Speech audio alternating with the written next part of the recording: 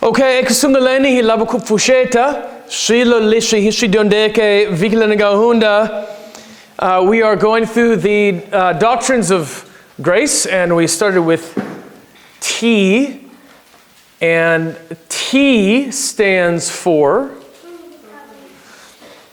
total depravity or radical depravity, and then last week we learned U, which stands for, say happy? Unconditional election, or we might call sovereign election. So let me ask just a few questions from that lesson before we go into our passage this afternoon from the book of John. Where did we choose our text? Where did our text come from for sovereign election or unconditional election? This is last week. Nathan.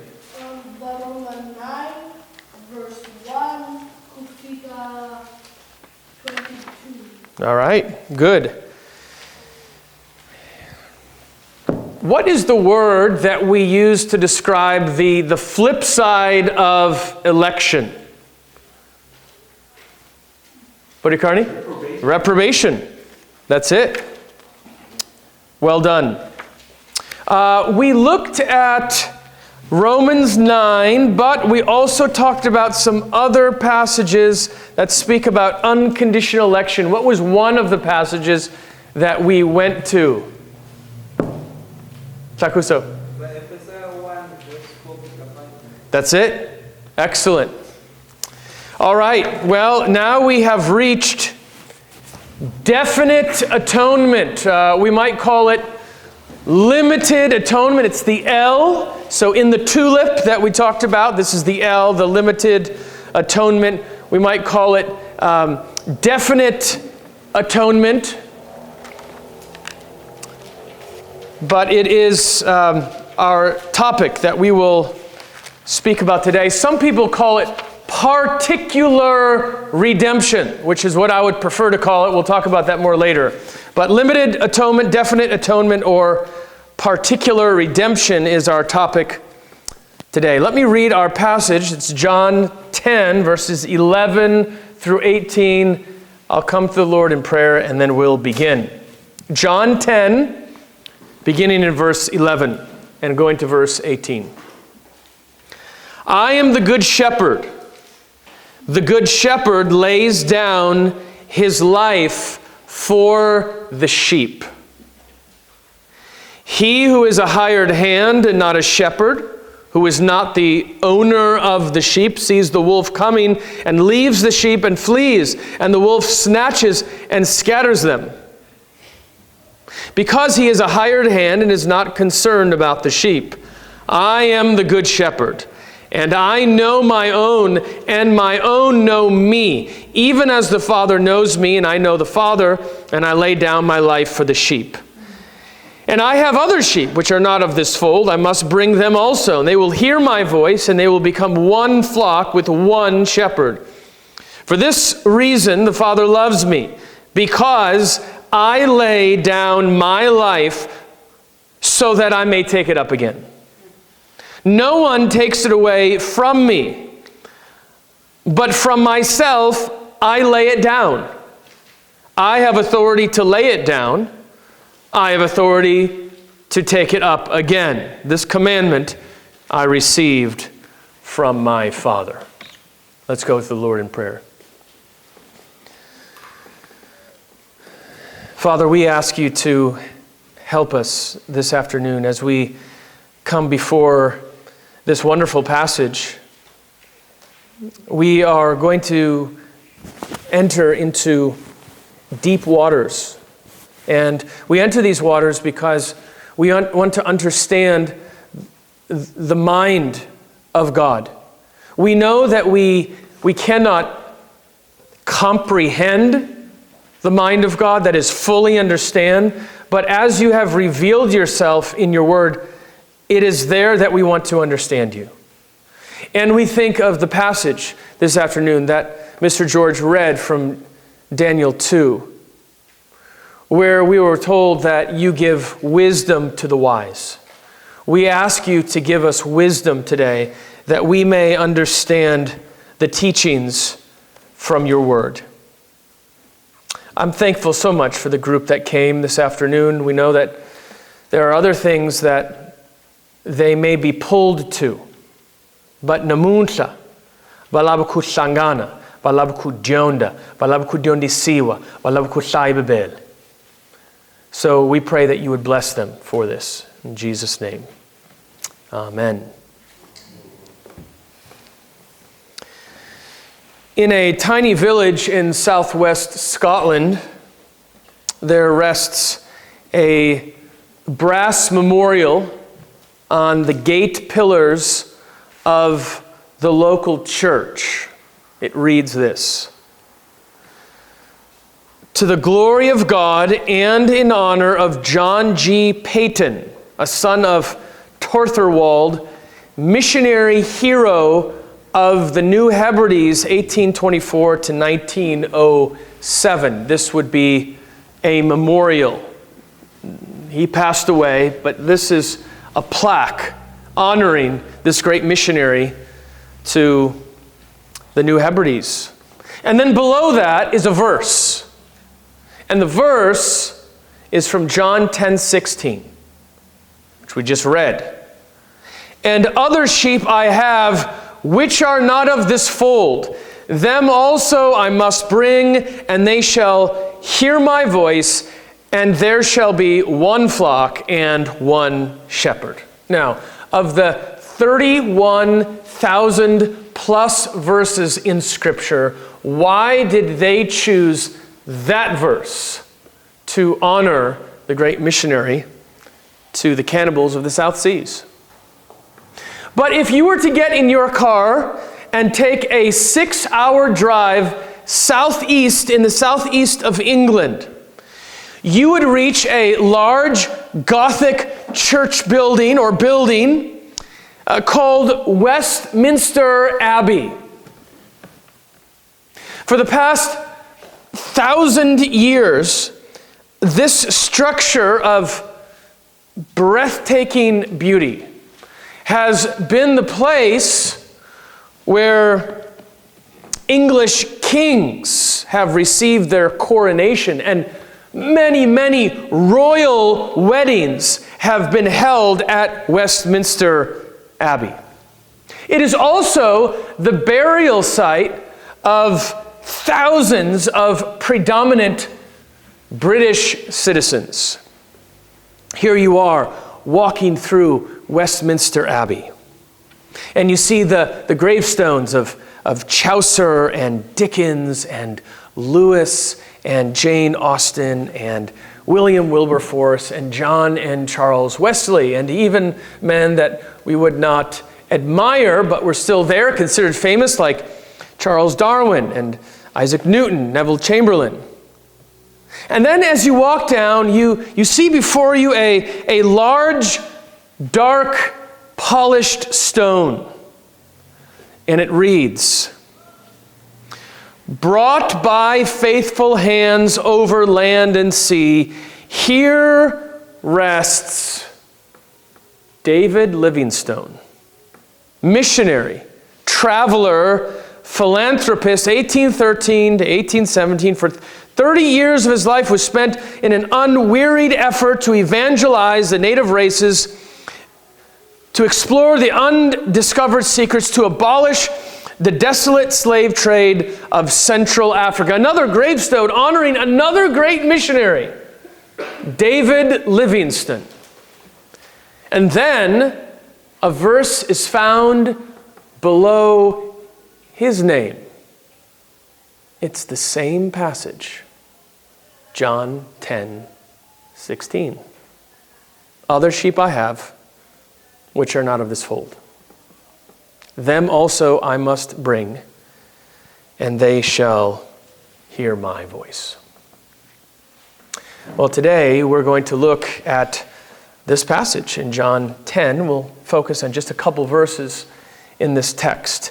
And it is what I believe to be the greatest passage to describe our topic today, which is particular redemption or definite atonement. It addresses the third point of Calvinism, in tulip.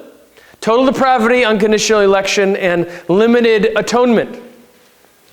Here's the definition of particular redemption or definite atonement. Christ came into the world to purchase and secure eternal life for his sheep. Shivulishaku Yesu Christe ofele shideho sha tinyimfutayena e shambangwe. Aibanu hinkwabo Yesu Christe ofele shideho sha tinyimfutayena e shambangwe. Again, Christ came into the world to purchase and secure eternal life for his sheep.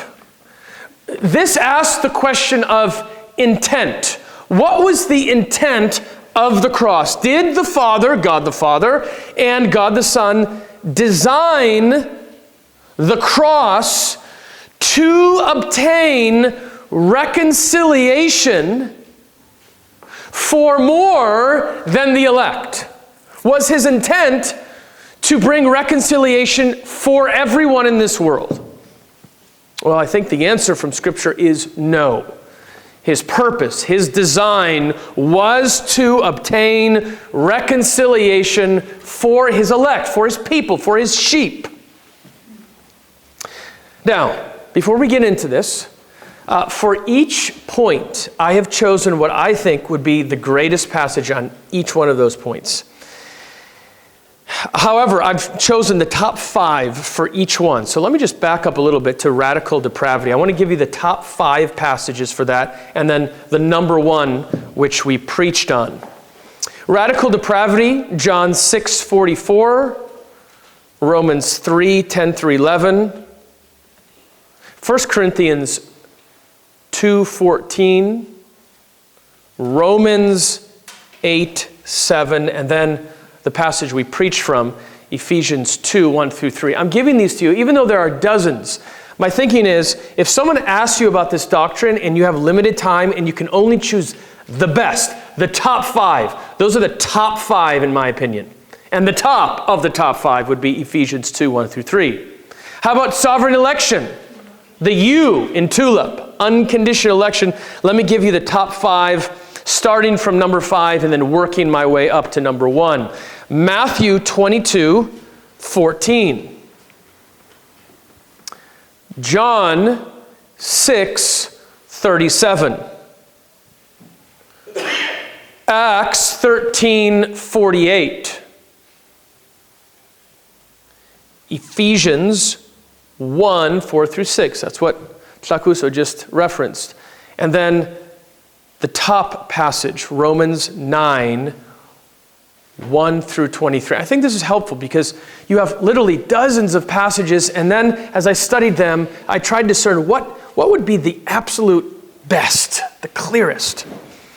Well, here we are on definite atonement. Again, I'll give you the top 5, starting with number 5, and then working our way up to our best passage for definite atonement. Acts 20:28. Matthew 20:28. Ephesians 5:25. 1 Timothy 4:10. And then our passage, John 10:11 through 15. Now let me give a few preliminary points about L before we get into the text. Number 1, pastors, evangelists, and missionaries love this doctrine. You might look at this doctrine and say, this is ugly to say that Jesus only died for his elect. That surely will squelch any kind of missionary zeal. But as we just saw, David Livingston and John Payton loved this doctrine. And as we've looked at the other doctrines of grace, remember at unconditional election last week, Paul began it in Romans 9 with what? tears in his heart saying, I would even give my own life. In fact, I would even go to hell itself if but my countrymen would come to Christ. Second, these are just preliminary comments. The term limited atonement is not best to use. The term limited atonement is intrinsically offensive because it appears to minimize something that's beautiful. The atonement, that word atonement, A-T-O-N-E-M-E-N-T, refers to the death on the cross of Jesus Christ and the price that he paid to save sinners. That's the atonement. Why would we want to limit that? So it's not the best term to use, which is why many like to say particular redemption or definite atonement.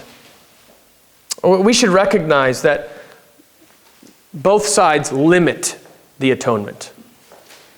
The unlimited atonement side limits the power of the atonement, saying it is offered to all, but only powerful enough to save some, or efficacious to save some. The limited side limits the scope, that is, of whom Jesus died for. It was not everyone, but its power, saving power, is great to save the elect. Number 3.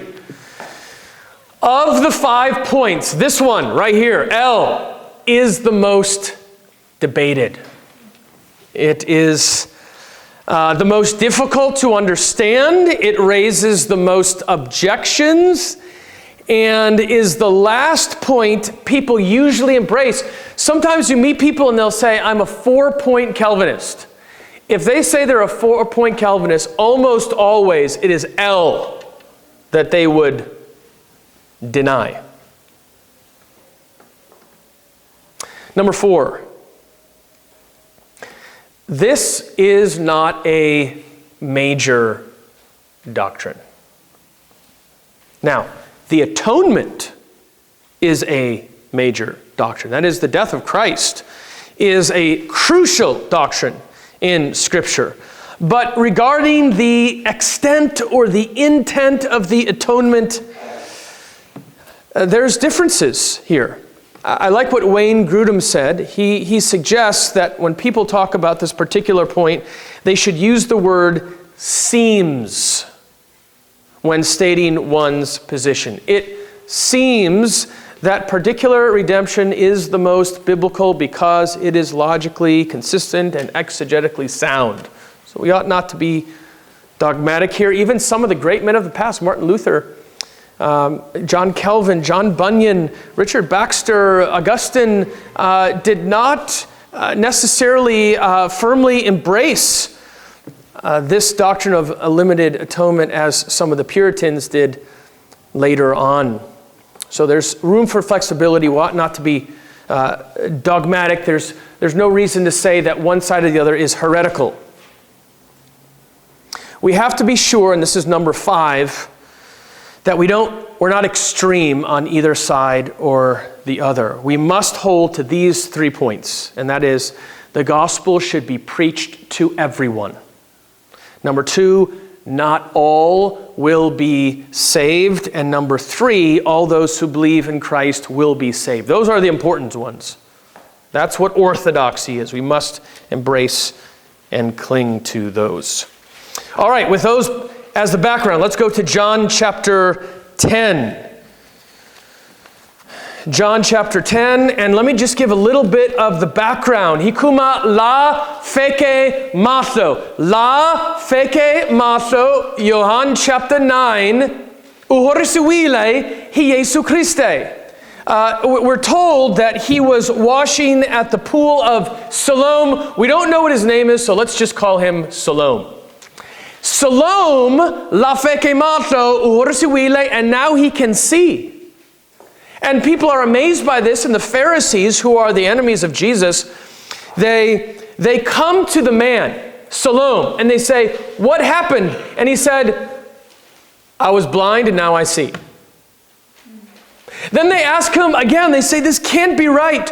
"What happened to you, Salome?" And he said, "I was blind, but now I see." Then they go to his parents, and they ask his parents what happened to their son Salome, and they say, "He was blind, but now he sees." Then they go back to Salome and ask him again, and it's the same idea. "I was blind, but now I see." And when he pushed back at the Pharisees, they threw him out of the synagogue. Well, Jesus speaks about this, and he says, the irony is that the seeing are blind, and the blind can see. And the Pharisees overhear this, and they say, "Are we blind?" You can see that at the end of chapter 9. Some of the Pharisees who were with him heard these things and said to him, "Are we blind too?" And now we move into chapter 10. And Jesus is going to contrast these Pharisees, these false shepherds, with the true shepherd, the good shepherd, Jesus Christ. Verses 7 through 10 in John chapter 10, we see why Jesus gathers the sheep, and it's so that they have eternal life. And then in the following verses 11 through 18, we're going to be told how Jesus gathers the sheep. Well, let me give a few observations. Let me give 5 observations. We want to really focus on the 5th one, but let me just give 5 observations about the fact that Jesus lays down his life. Even before I give you point number 1, can you count how many times Jesus says, "I lay down my life"? Can you count that? And see how many it would be in verses 11 through 18? The first one is in verse 11. Do you see that? The good shepherd lays down his life for the sheep. Where would number 2 be? Verse 15. That's it. Verse 15. Again, "I lay down my life for the sheep." Third one. Verse 17. That's it. Verse 17. "I lay down my life so that I may take it up again." The fourth one. Verse 18, "I lay it down." And the 5th one, again, verse 18, "I have authority to lay it down." We want to make 5 observations about that phrase, "I lay down my life for my sheep." That's atonement. That is Jesus' work, his death, going to the cross, giving his life for his sheep. Let me give 5 observations. Number 1, Jesus' death was voluntary. Jesus' death was voluntary. Do you know what voluntary means? It means no one forces you to do it. Have you ever heard someone say, "I need a volunteer to do a job"? Mina nitashi enda. Abangwana abafani langi kuni fosetela. Mina, I'll volunteer. He says this in verse 18. "No one takes it from me, but" what? "I lay it down of my own accord." Jesus took the thorns, he took the nails, he took the mocking, he took the spit, he took the beatings, he took the exhaustion of his own volition. It wasn't plan B when things got out of hand. And Jesus was not a victim of the circumstances around him. Number 2, Jesus' death was substitutionary. Oh, long word. Let me explain it. Substitute. Do you know what a substitute teacher is? Substitute. That a substitute teacher is Mr. Baloy Badyondisa Mats. Mr. Baloy Angat Fukangi. Mr. Baloy needs a substitute teacher. Lishaku unwan unga email, unwan unga diondisa because Mr. Baloy angap fukangi. That's a substitute. Jesus was our substitute. Notice what the phrase says. He laid down his life for the sheep. For means on behalf of, for the benefit of. Sometimes we refer to this as substitutionary atonement, which means God gave himself in the person of his Son Jesus Christ to suffer the death penalty in our place. We deserved shigweba sharifu, but Yesu Christe aku mina nilaba shigweba sharifu, in substitution for the elect, for sinners. 2 Corinthians 5:21, for our sake he made him to be sin who knew no sin, that we might become the righteousness of God. Number 3, it's voluntary, substitutionary. Number 3, Jesus' death was necessary. It was necessary. Shalaveka. The sheep were not in a good position. And then the shepherd laid down his life. No, they were in a terrible position. They needed someone to die for them. We are the ones who are these wayward sheep. We were full of sin. Isaiah 53 verse 6, all we like sheep have gone astray. We have turned everyone to his own way, and the Lord has laid on him the iniquity of us all. You and I need help. I was watching a clip the other day of a very popular podcaster, and he, for some reason, was interviewing this pastor. And this is a mainstream. This is like probably top 10, 20 viewed podcasters in the whole world. And he asked the pastor, he said, "Are you attracted to men?" And of course he said, "No, I'm not wired that way." And he said, "Well, what if you are wired that way?" And the pastor came back as he should have, and he said, "Just because you feel something doesn't mean that feeling is right. You see, all of us are broken. We have feelings all the time that are not right." He said, "When I was a little boy, I was in a sandbox and I was playing with my trucks, and there was another boy and I wanted his truck. So I took my car and I smashed him on the top of the head.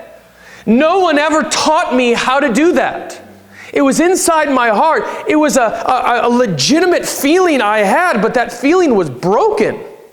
That's the way you and I are. We are broken. We need help. The wolves are after us. The wolves are attacking us. And in the midst of that, Jesus laid down his life for his sheep. It was necessary for us to have eternal life. Number 4, it was preliminary. Jesus' death was preliminary. Preliminary means something that happens beforehand. That means Jesus' death took place, but that wasn't the end. It was just preliminary, because what followed that was his resurrection. Verse 17, "For this reason the Father loves me, because I laid down my life preliminarily, so that," what? "I may take it up again." And then finally, number 5, and this is the one that we want to sit on today. This is the one we want to focus on. Jesus' death was discretionary. You could even say particularly. Discretion means it wasn't for everyone. Scripture tells us that he lays down his life for his sheep. Not for the wolves, not for the tares, but for the sheep. Jesus suffered on behalf of the sins of his sheep in ways that he did not suffer for the sins of Pharaoh and Judas. There might have been some benefits for Pharaoh and Judas, but Jesus' intent on the cross was to bring reconciliation for his elect. Jesus did not die vicariously for the sins of Judas in the same way that he died vicariously for the sins of Peter. We call it particular redemption. Do you see the word part inside of particular? Part is shipemu. Subulishaku Yesu angalavangi kufela shidoshavanu hinkwavo. But shikwembu shisaurile shipemu. A part, particular, shipemu shavanu. He elected those, and then those whom he elected, therefore Jesus laid down his life for. This is particular redemption. Right now, I'd like to give you 7 grounds or reasons for embracing particular redemption. I'd like to give you 7 reasons or arguments for this. This is the L. Remember, the most difficult, probably the last to fall. Let me give you 7 grounds for this. Number 1, Old Testament examples. That would be Tivisita Testamentia Kale. The blood of the Passover lamb, for example, was extended to who? It was to Israel. It wasn't not outsiders. Exodus 12 and 13. Or the focus of the Day of Atonement in Leviticus 16 was God's covenant people. In Isaiah 53, it speaks about many, we, and us, but not hinkwavo, not munu unwaniningwan. So testamentia kale would be the first ground. Number 2 would be the Gospels. So let's just take a little journey through some of the Gospel passages right here. I have so many. If you'd like, you can move quickly with me. Okay? Here we go. Matthew 1, verse 21. Jesus will save whom? Do you remember what it said? And she will bear a son, and you shall call his name Jesus, for he will save his people from their sins. Or Matthew 20, verse 28, that he gives his life a ransom for many. Many refers to those specifically Jesus came to ransom. How about Matthew 26 and verse 28, where it says, "This is my blood of the covenant, which is poured out for many for the forgiveness of sins." It does not say all. It says many. It seems difficult to believe that Christ could offer himself for those that he did not even pray for or intercede for. Listen to John 17:9. "I am not praying for the world, but for those whom you have given me." John 10, 27 and 28. Christ lays down his life for those who follow him. Or John 15:13, Jesus laid down his life for his friends. Listen to this quote from James Montgomery Boyce. If Jesus died for all the sins of all men, belief, unbelief included, then all are saved, which the Bible denies. That's option one. Option one is Jesus died for every sin of every person, including unbelief. Well, if that's the case, then everyone goes to heaven. We know everyone doesn't go to heaven. Option two, Jesus died for every sin of every person except for unbelief. Well, then he did not die for all the sins of anybody, and that means everyone's condemned. Our third option is this, the only option left. That he died for the sins of his elect people only. Number three. So, here are the arguments. Number one, the Old Testament, Testamendiakale. Number two, the Gospels, Matteo, Marca, Luca, Johann. Number three, the writings of Paul.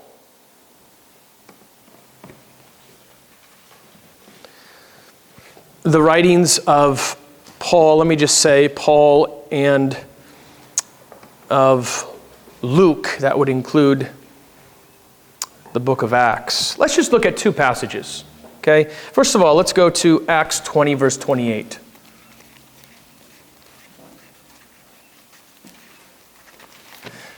Acts 20, verse 28. This is a passage that Mufundis and I share with each other often, a reminder for each other. Timaka 20, verse 28. Be on guard for yourselves and for all the flock, among which the Holy Spirit has made you overseers to shepherd the church of God, which he purchased with his own blood. Who did he purchase with his own blood? The church of God. Believers, the elect. Next, let's go to Ephesians 5:25.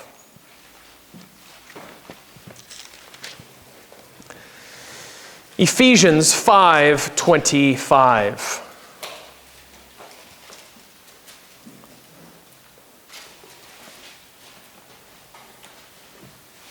Husbands, love your wives, just as Christ also loved the church and gave himself up for her. Do you see that?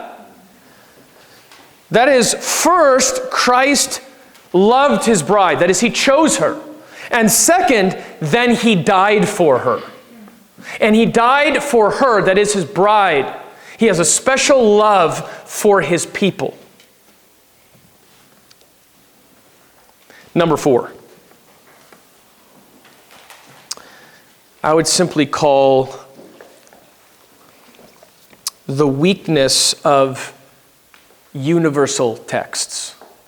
Let's just call it the weakness of universal texts. That is, there are some texts that seem universal, that Jesus died for every single person.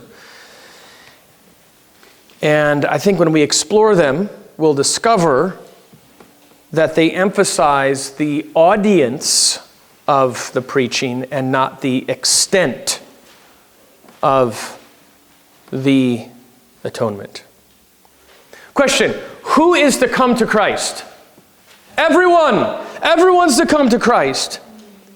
The gospel of the kingdom will be a testimony to whom? All nations. Agreed. Who are missionaries to disciple? All nations. Everyone. Who should we give the gospel to? Every single person. No doubt. All are to come. All are commanded to come. Yes. Batsonga, Bavenda, Basutu, Babunu, Bachina, Bakula, Hishona, Babasati, Babanuna, Hinkwavo. They must come to Christ. And yet, only those whom the gospel has been revealed can come. So sometimes when the Bible speaks about the world or all, we would say it's referring to all without distinction instead of all without exception. Let's look at one example. Well, there's several examples. Let's look at one. 1 Timothy 2, 4 through 6. Timoteo Sungula 2, 4 through 6.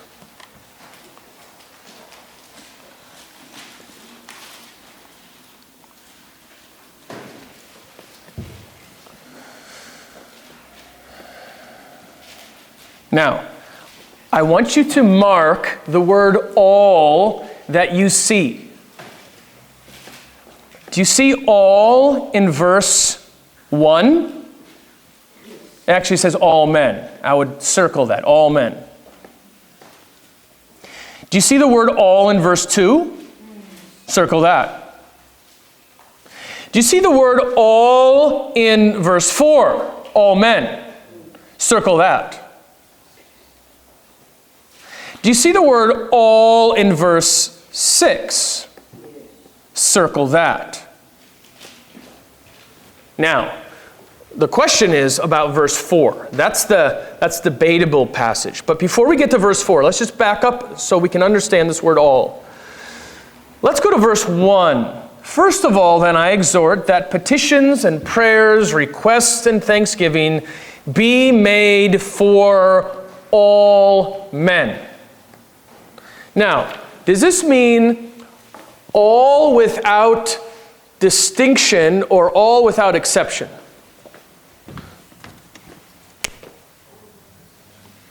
Is this? Yes. All without distinction or all without exception. What does all without exception mean? Every single person. All without distinction means all kinds of people. Tall, short, black, white, male, female. Now, this is the question. Focus now. In verse number 1, when it says that we must pray for all men, does it mean all without distinction or all without exception? Is it saying we must pray for every single person on earth, without exception? Or is it saying we must pray for every kind of person? All without exception, all without distinction. Are we together? All without distinction. All without distinction. Yes. Are we in agreement? Yes. Okay. Right? We don't know. We know 0.1% of the people on planet Earth, right? We can't possibly pray for every single one of them. This is all without distinction. Okay, verse number 2. For kings and all who are authority. Again, is that all without distinction, all without exception? Distinction. All without distinction. Yes. So now we come to verse 4, where it says, in the sight of God our Savior, who desires all men to be saved. Is that all without exception or all without distinction?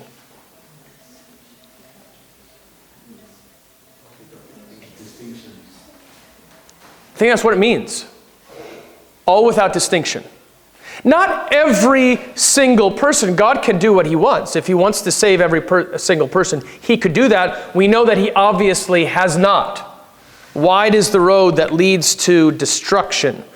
So when the other side says, no, Jesus died for every single person, see verse 4, I'd say that's not convincing. I don't think that's what verse 4 is teaching. Did you follow that? I don't think it's too difficult to understand. And it's the same idea when we're told in passages like John 4:42 that Jesus is the Savior of the world. Or he came in John 12:42 to save the world. Or John 1:29, behold the Lamb of God who takes away the sin of the world. I don't think that's saying every single person on earth, all without distinction. If Jesus came to take away the sins of every single person, then everyone would be in heaven, which is not true. Number 5. Old Testament, the Gospels, the writings of Paul, weakness of universal text. Number 5, the Trinity. The Trinity. The Trinity does not work at cross purposes. Who is the Trinity? Who can tell me the members of the Trinity? Invest, it's so good to see you. When's the last time I've seen you invest? I feel like it's been Maviki, maybe even Tinweti. It's great to see you. Invest, who are the members of the Trinity? Tatana?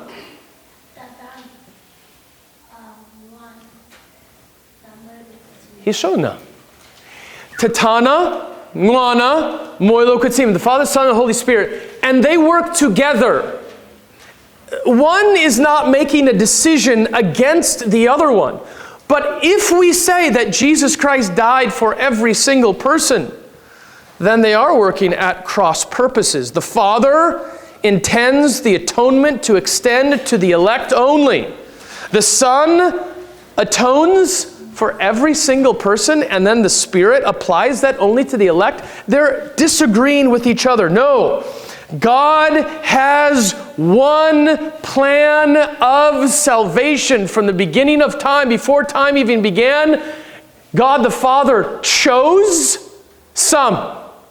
And then Jesus said, all that the Father has given me, I will not lose. So Jesus therefore died for those that the Father had given him, and then the Holy Spirit will apply that to the elect. Number 6.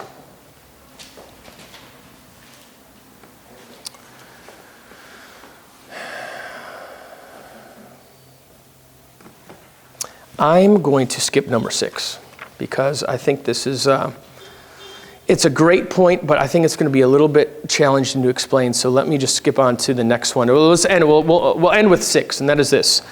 The double payment argument. The double payment argument. Can Judas and Jezebel suffer in hell for sins that were paid for? No. God punishes sinners in hell for the actual unforgiven sins that they have committed. If Jesus died for the sins of the non-elect, what sins are they being punished for in hell? If the answer is, well, it's the sin of unbelief, they didn't believe. If the answer is the sin of unbelief, Scripture teaches the lost will be punished for all of their sins, not just unbelief. 2 Corinthians 5:10, we must all appear before the judgment seat of Christ so that each one may receive what is due for what he has done in the body, whether good or evil. This is the doctrine of limited atonement. That Jesus Christ cannot fail. Jesus Christ came to purchase, came to die for, came to redeem his people, and he did not fail. He did not lose even one. You come here today and you say, but what about me? What if he didn't die for me? How do I know? Here's how you know. Believe in the Lord Jesus Christ. Trust in the Lord Jesus Christ. If you put your faith and trust in the Lord Jesus Christ, you can know that Jesus Christ died for you. Jesus Christ died for sinners. He loves sinners. His arms are wide open. He is generous with his mercy and grace. Would you not come to the Lord Jesus Christ today? This is the message that we must take to the nations. The death and resurrection of the Lord Jesus Christ. Again, we looked at John chapter 10. I am the good shepherd. The good shepherd lays down his life for the sheep. Melinda, did you get that? Excuse me?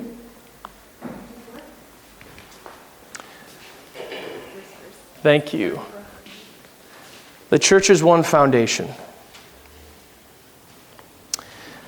This doctrine, limited atonement, is found even in our hymn books. And I'd like to read to you a line from this.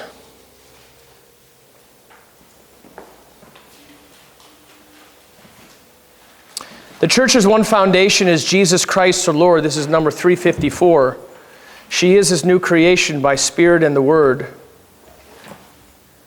From heaven he came and sought her.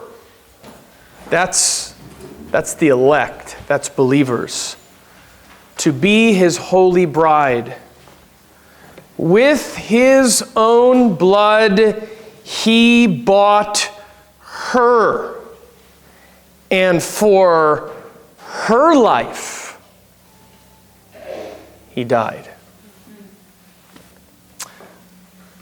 Sister Melinda, could we sing this song? Close with a time of worship of this glorious doctrine. To know that not only did Jesus die, but Jesus died for me. He came to purchase my redemption. He came for me. The design of the cross was to obtain reconciliation for me.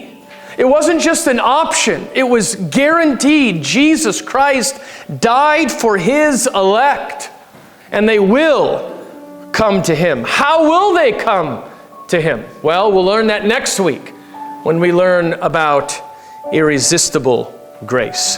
Let's stand together as we sing the church's one foundation, 354.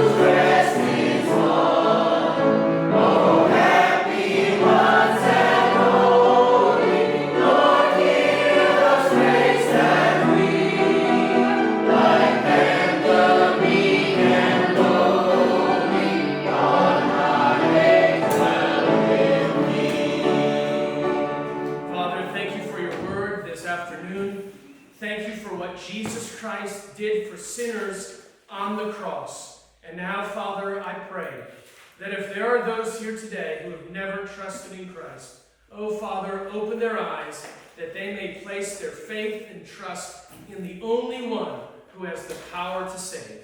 In Jesus' name.